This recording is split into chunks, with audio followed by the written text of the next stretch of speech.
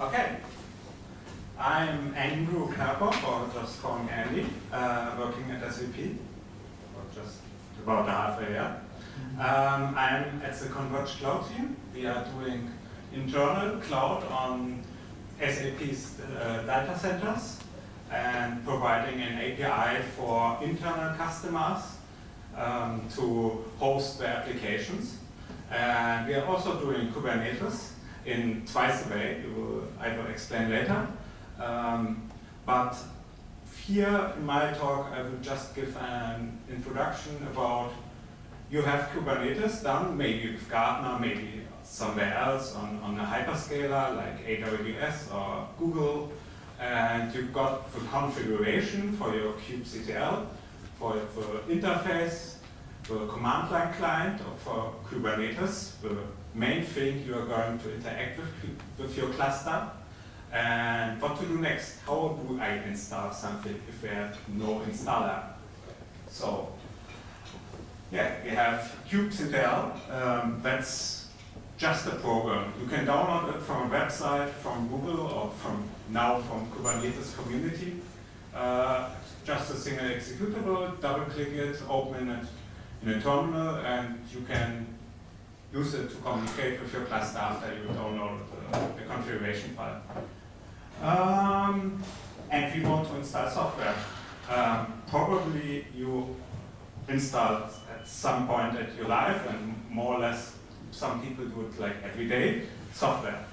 Same one way or another, with Windows probably by double-clicking. If you're used to Unix system, you probably know this command line to install software in a Debian-based operating system. But of course with Kubernetes, that's something you should forget. With Kubernetes, you should forget everything you know about operating systems. Kubernetes doesn't have something like that. But there's something similar, a package manager, and it's called Helm. It's quite widely used right now by most of the people who are doing Kubernetes. And it has a lot of features you already used to it, like apt, it has dependency management, version management, configuration management, release management is nothing like, it's new, it's based, so you can just put it in a Git repository, version it, it's quite easy. There are no binaries involved with it. Yeah, how's Helm working? You have, for example, a Kubernetes cluster somehow. Yeah? And you install this particular program. The nice thing is Helm does it for you. It installs. It just needs connection to your Kubernetes cluster just by having a working kubectl, and it installs for you with Tiller. Tiller is a server component of Helm. Probably it will be changed in the near future, but for now, this is how Helm works. It communicates with the path that installs into the cloud. And this thing, after you, for example, install some software, you say, Helm, please install me Nginx. It communicates with Tiller. Tiller does it for you with the cloud somehow. It spawns up pods on the cluster, controls Kubernetes, applies the things, checks if you've done everything right. If not, it complains. Yeah, that's the basic. That's basically all that Helm does in interaction with kubectl. Does a lot more, but the more features are more for big users. The other features of Helm, for example, this is software you are going to install with Helm looks like this in a typical file viewer. You have this nice thing called chart that's just metadata, like name and author.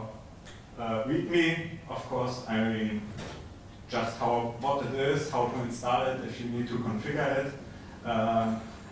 These are templates.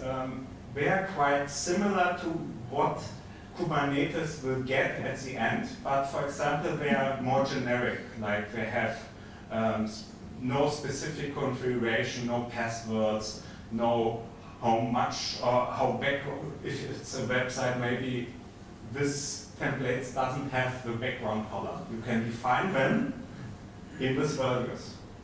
And that's, as it says, just values. It's a key value store, and you put your configuration into it. But, most of the time, if you download the chart, what's like installable packet, you have this predefined value file. You can just copy it and overwrite the values defined in the downloaded chart.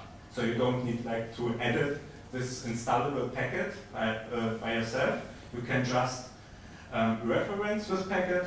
You can overwrite any value in this file and deploy to the cloud.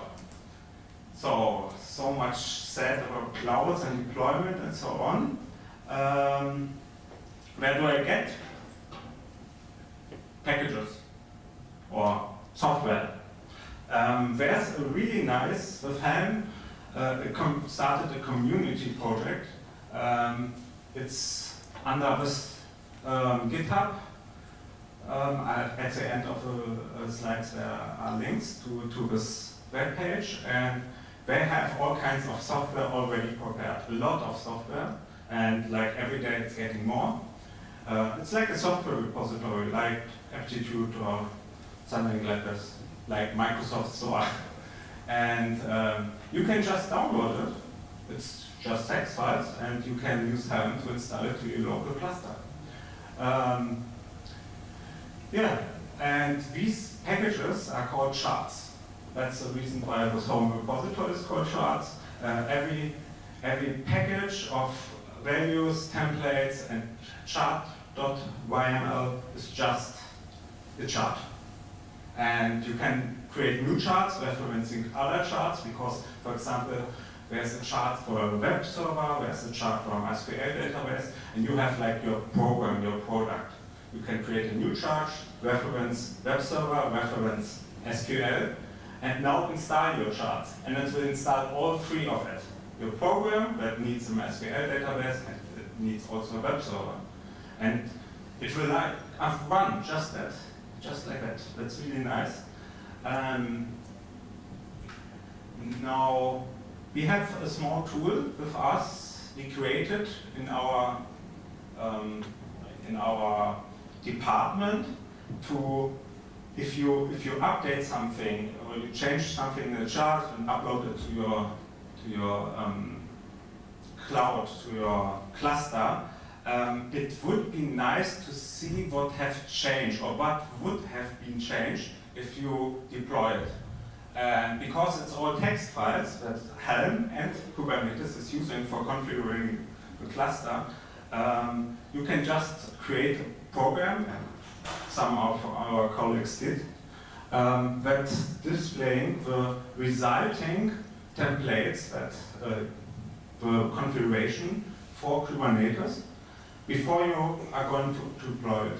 So you can see, oh, that didn't change, that's things I'm expected, or maybe some other colleague changed something, and you see, oh shit, I would deploy something really nasty or something that's not ready yet, if I would say, yes, do it.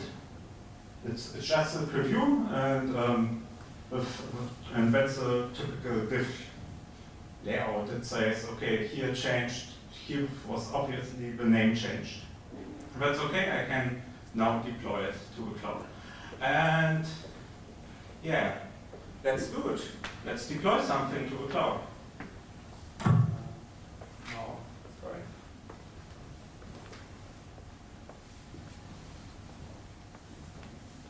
Okay. I'll make it some larger. I installed something like, it's called Minikube. You will get the links at the end of the slides or after you download the slides.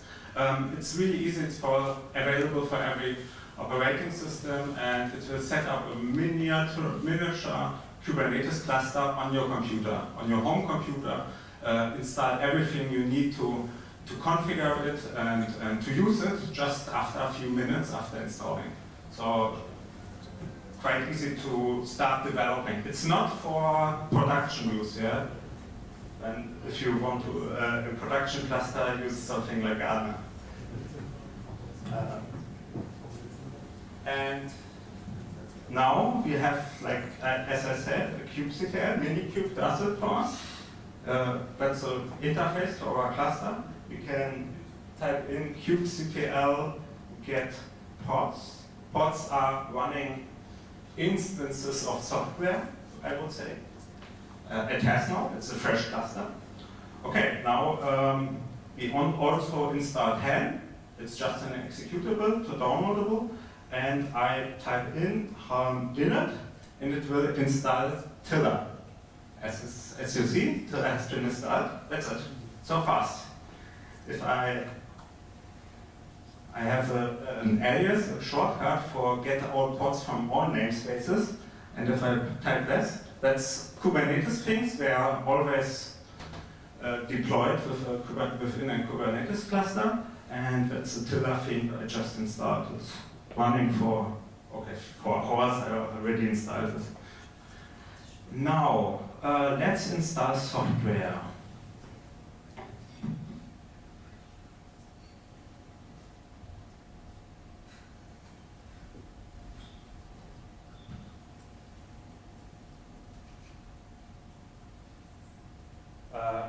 You can choose between, in this example, that's the official example of Helm, between Nginx, the web server, and Alpine, that's just a minimal container environment, like an operating system, but without the underlying operating system, just a few Unix tools. So I will stick with the web server. I think it's more interesting.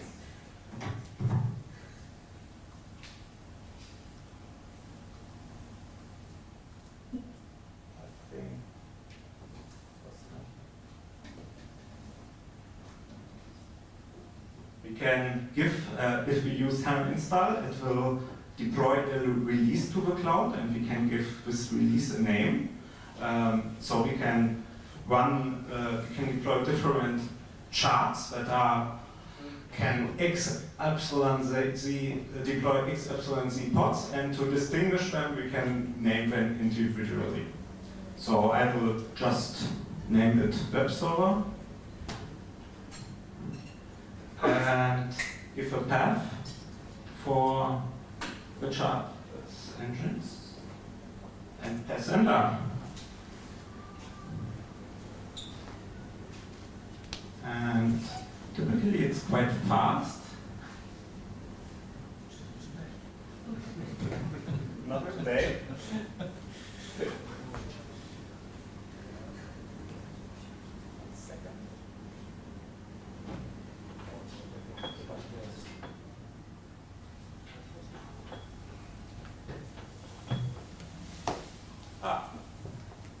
It's already running.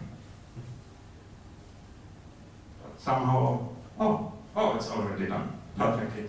At the end, Helm says what has Helm done. It has read this chart.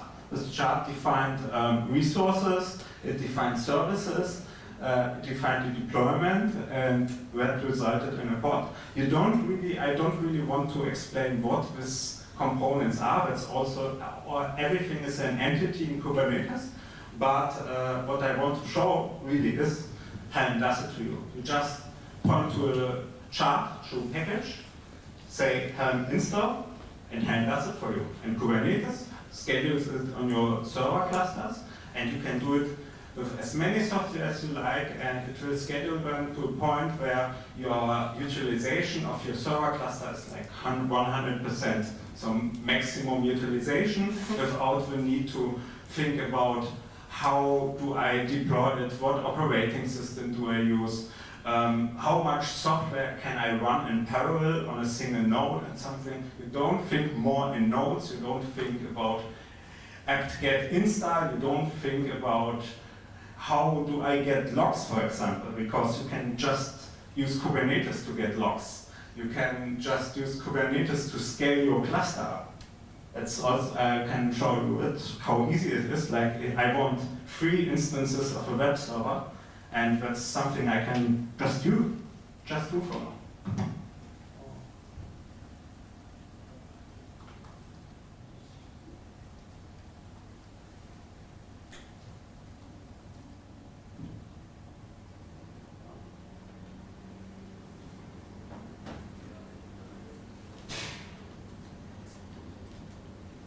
Yeah. And if we look at the running instances, now we have since 5 seconds 2 additional web servers. That's it. I didn't need to do anything else. Kubernetes does this for us. Yeah, and what we are doing a lot of Helm charts. Helm is quite, everyone who's using Kubernetes use Helm. So if you start with Kubernetes, you are probably won't get rid of Helm for now. And we are running Karpow. We as a department running, where's my presentation? We are running a cloud, really an infrastructure as a service cloud based on OpenStack. And the funny thing is we are one of the, I think there are not many providers who are running their cloud on top of Kubernetes. Our infrastructure, every service we have is running inside a pod on a Kubernetes cluster, and our data centers are just Kubernetes clusters. And we are scheduling everything, the API server, the database, and so on, is running on Kubernetes. And on top we have an infrastructure as a service, like AWS, EC2. And within this support, within the service, we provide again Kubernetes. So you can run Kubernetes on infrastructure as a service that runs on Kubernetes. It's quite funny, like hamburger. And our products are also publicly available on GitHub, called by the SZCC namespace.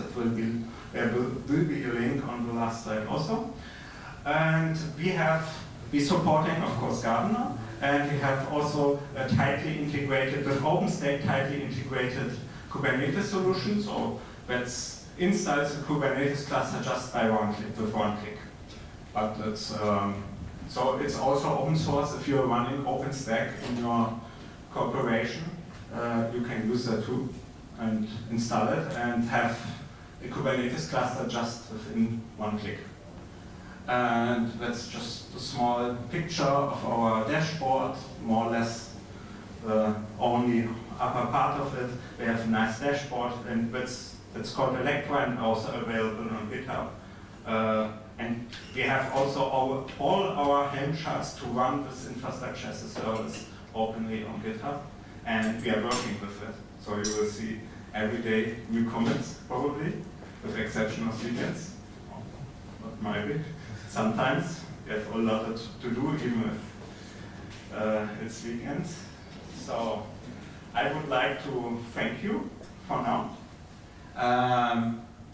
That's links. I think the slides can be made online. And yeah, questions? I can just, okay.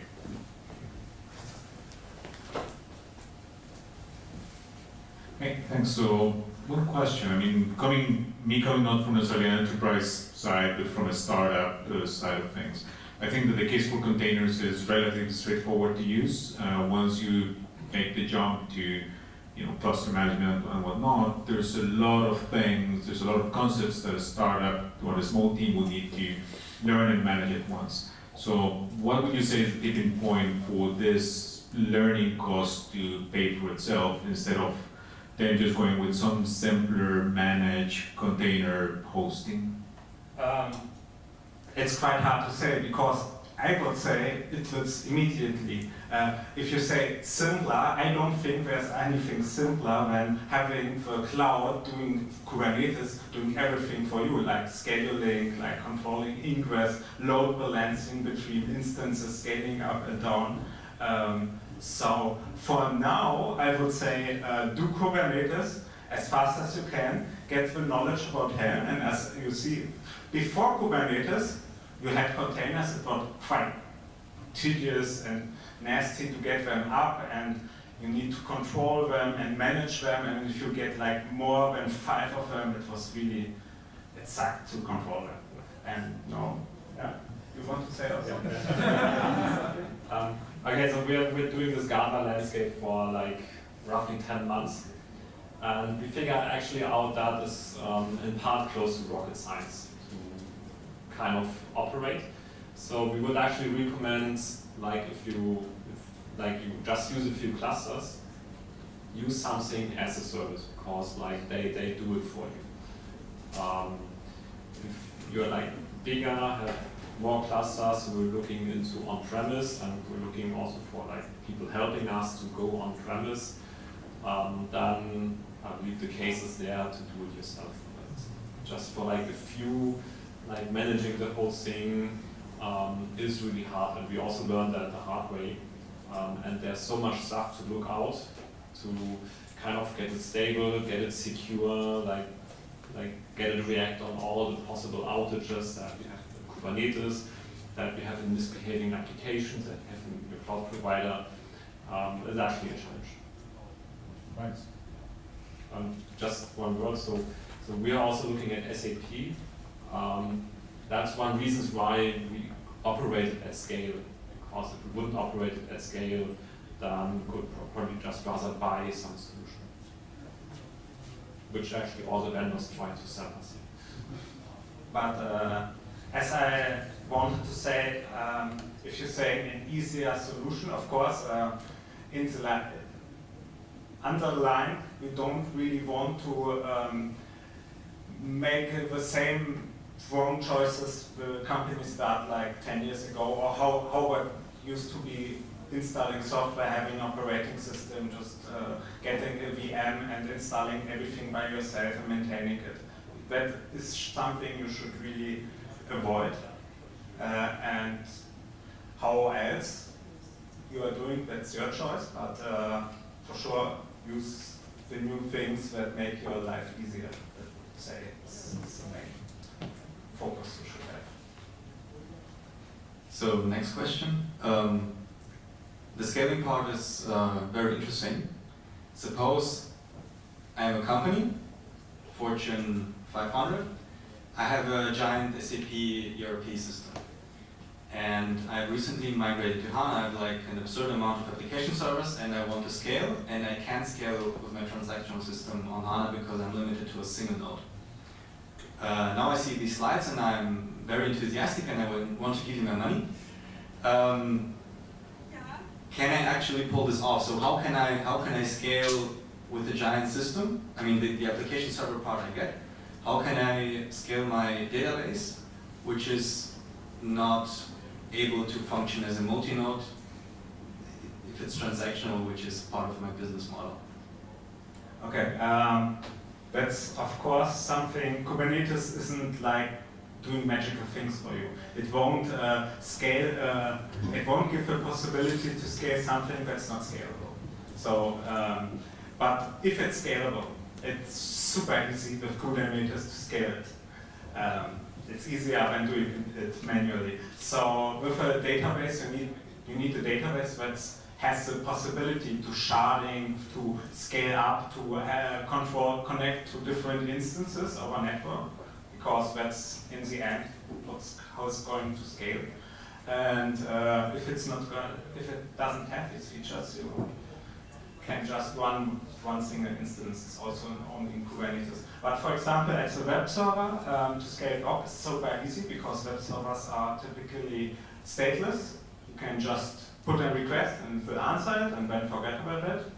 And Kubernetes has an inbuilt local answer called ingress. It can also do other stuff, but it will automatically recognize how many ports, how many instances you have of your web server, and schedule between them automatically. If you scale them up, it will use the new ones, and if you scale down, it will forget the deleted ones.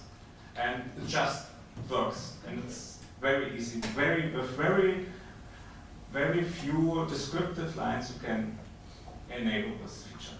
You're talking about the application server level. Okay. Suppose I manage to split up my database into 10 different parts and run it in 10 different Dockers. Is that kind of realistic with the goal that this infrastructure cannot fail me, because if it's down 5 seconds, I lose 1 million. Because that would be the selling part for me, because those companies usually have very high costs to achieve this. So I'm not an expert in distributed databases, but as far as I understand, that is exactly the promise of Cassandra, of distributed databases like Cassandra. So I had was on a visit to the roadshow from them, and they basically said, hey, yeah, they are distributed across regions of AWS, and there was an outage, and one reason I said, yeah, we don't care because it kept running, we had no outages. So that was their promise. But that said, I'm not an expert. What I also gathered from that workshop is you can't just take your database and make it distributed. Like when you look at Cassandra, it's a completely different model. So I mean, in relational databases, you did normalize a lot, and when you go with distributed, you denormalize. So it's also kind of a very different thinking approach that you need for those databases. Thank you. Any other questions? Otherwise, I might have one. So what is it that customer first start using DevOps in ABAP or Kubernetes? I mean, that's all things that are more or less orthogonal, so use all of them. Interesting answer. Any other questions, or is everybody really eager to get to the barbecue? Okay. Or should I install other software? There's also Minecraft software in the charts. Good, next time.